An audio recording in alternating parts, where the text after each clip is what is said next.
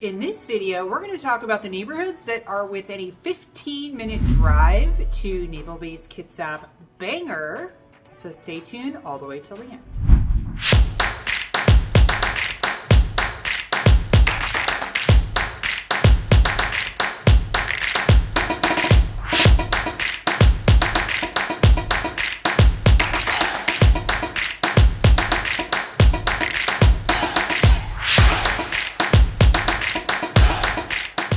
What's up, everybody? It's Cassandra Lopez with the Living in Bremerton channel. If you're new to the channel, you're going to want to go ahead and subscribe. This channel is all about living in Bremerton, Washington.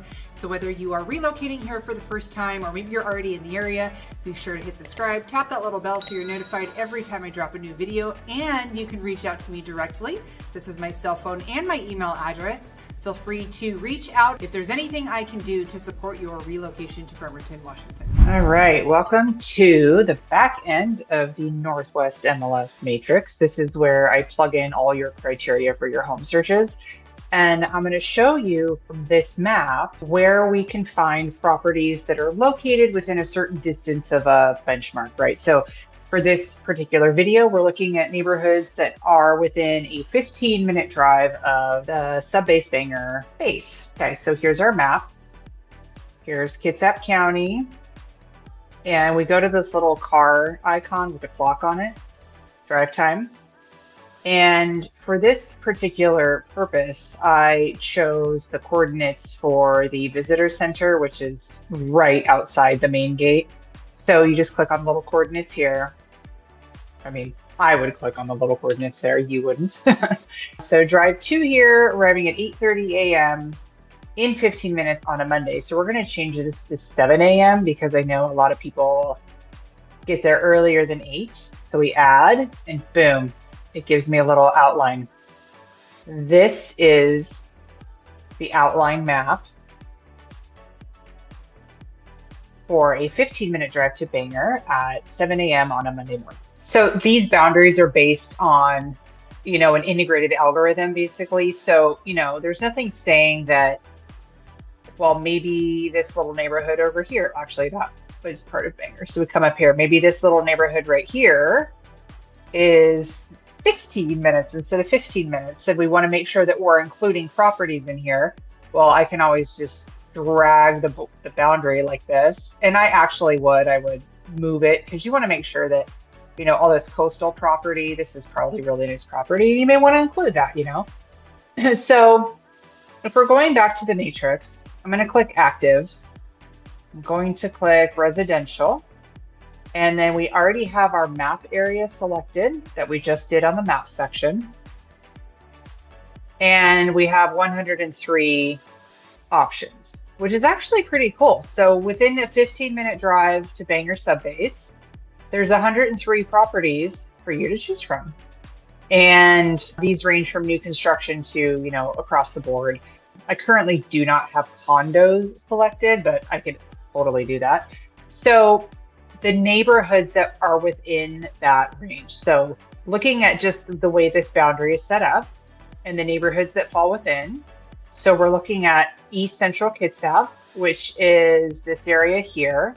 I would probably stretch this out just a little bit farther just to include like more parts of Illahee and stuff, because that could be in that window too. So I would just drag it out there, fudge it a little, see if we get more properties that pop up. This line right here, I'd probably drag it down just to match this other horizontal, just to make it nice and clean. See if we get more properties, and if you're okay with a 15-minute drive, you're probably okay with a 20-minute drive. So, if we include all of these boundaries on these coastal waterfront areas, that would be okay too.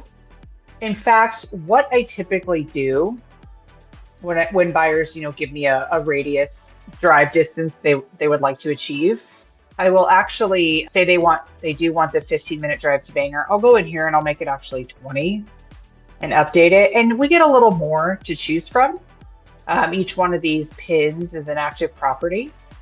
And we get a little more to choose from. And as long as it's within that 15 to 20 minute range, we're good. And keep in mind, we selected it for 7 a.m. on a Monday. So it's going to be the busiest time to get on base. There'll probably be a line out of the gate and everything. And, you'll be waiting there for a while, crawling through. I would also like to point out this red dot is where that map pin is for where we centered our drive distance. And you'll notice that all of Bangor, except for this little section up here, is included in this map. So it's not discriminatory just based on coming off base. It's saying, 15 minutes from on base too, just to get to this point, right? So that's a good indicator that it probably takes a while to get down here to the lower base, like where all the submarines are at and stuff.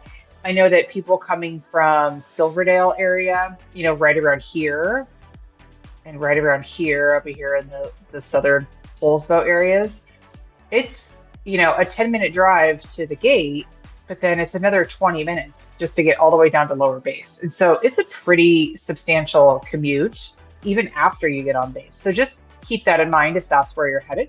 If you are civilian civil service and you're not going to lower base and you're just kind of hanging out up here in the office buildings and stuff, then you're not going too far. You're okay now. So back to the neighborhoods. So we have East Central Kitsap, which is going to incorporate the fairgrounds area, the Meadowdale, Tracyton, Illahee, Brownsville. So this whole section right here. Silverdale, which is this whole section right here. It's neighboring East Central Kitsap. And Silverdale is just considered Central Kitsap, not East Central Kitsap. Silverdale actually goes pretty far north to about the 308 right here. We call this 308 gate to gate because it goes to the Bangor main gate at this red dot. And it also goes over here to the Keyport gate for the Keyport base over here on the other end. So 308 gate to gate. And this is about the line where Silverdale and Poulsbo meet. You can see right here, Silverdale Way headed north, and then right at 308, it turns into Viking Way. So that's crossing over into Poulsbo. So a little bit farther north, we have Poulsbo proper, which is this whole area right here. So this is going to be where the Poulsbo downtown is and the little waterfront park and everything. And we have like a pretty good radius up here in the rest of Poulsbo, unincorporated Poulsbo, like county. I would move this boundary over just to include all this waterfront because it's only just going to be a minute or two longer. And all the way up to Port Gamble. So Port Gamble is the last little town before you get to the Hood Canal Bridge. You cross over the Hood Canal Bridge and then you're in Jefferson County. This is where all the submarines pass through when they're coming and going. And so the Hood Canal Bridge is actually a drawbridge. So it's kind of cool. So it opens every time ship needs to come and go. So moving a little farther south. Okay, moving back south towards Silverdale. So remember, Silverdale's here. This waterway here is Dyes Inlet. Great place for fireworks if you like that kind of thing, the 4th of July. So we're heading a little bit west of Silverdale, and this is out towards Seebeck. And most of Seebeck is not going to be included in this radius because you get out here and it's just really, really rural. There are some places that are, 45 minutes away. Seebeck gets a lot of the weather. So any kind of winter weather we have in terms of snow and ice and stuff, Seebeck tends to get it first. And so if you're living out here, you just want to keep that in mind. You want to make sure you have chains and stuff for your vehicle, or maybe you have an all-wheel or a four-wheel drive and you're pretty experienced in driving in slick conditions, because these are also the areas out here where the county tends to plow last. First it's going to be the highways and major arterials, and then it's going to be city streets and neighborhoods. And then, if they have time, then they'll get out to the county roads, the more unincorporated rural areas. Private drives, private roads, you're kind of on your own for that. Luckily, there's typically a neighbor or two that lives out on a private road that has a mini plow that can help out with all that stuff. So anyway, all of this factors into your drive time to work, right? So if you're living out here, expect to drive, at least 30 minutes on a good day. So, and then heading down out of Silverdale, down here, we're back into Bremerton. We have the Newberry Hill area. We have Chico. That's definitely within the radius. And then we're getting into West Bremerton a little bit. So we have Erland's Point. And down here we have Rocky Point and a good portion of West Bremerton down here, all the way to Gorst. However, this does not take into account like traffic along Highway 3 right through Sinclair Inlet right here. This is a bugger right here. So if you commute on this section of Highway 3, this can get jammed in either direction at certain peak hours of the day, southbound in the afternoon and northbound in the morning time. So, but that gives us a pretty good radius. I mean, if you're looking for, that 15-20 minute commute to Bangor,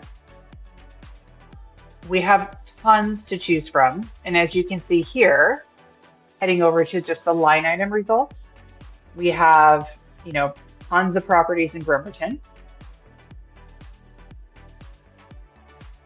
And then we have a couple in Kingston. So that would be your more urban Kingston. Kingston proper, like with the ferry is, that's out pretty far. That's not going to be within that 20-minute drive. You're looking at more 30 plus to get out to there. So Poulsbo, and then Silverdale. So basically all of Silverdale, most of Poulsbo, and most of Bremerton. Bainbridge Island is excluded from this just because it takes just a while to get there. So this is not in that 20 minute drive radius, but like the good part of Central Kitsap is.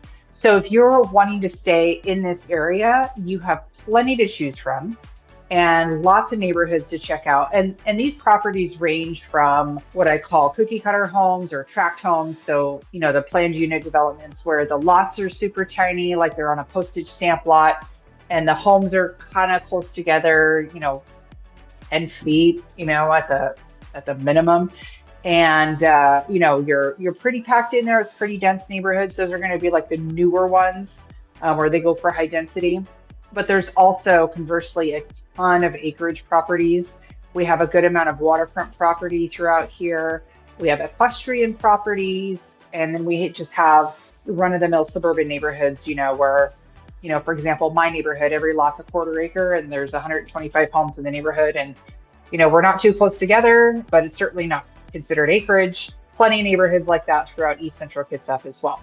If you like that video, go ahead and give me a thumbs up. Tap that little bell so you're notified every time I drop a new video. Please feel free to share this with a friend if you think they might benefit, and don't hesitate to reach out if there's anything I can do to support your relocation to Bremerton.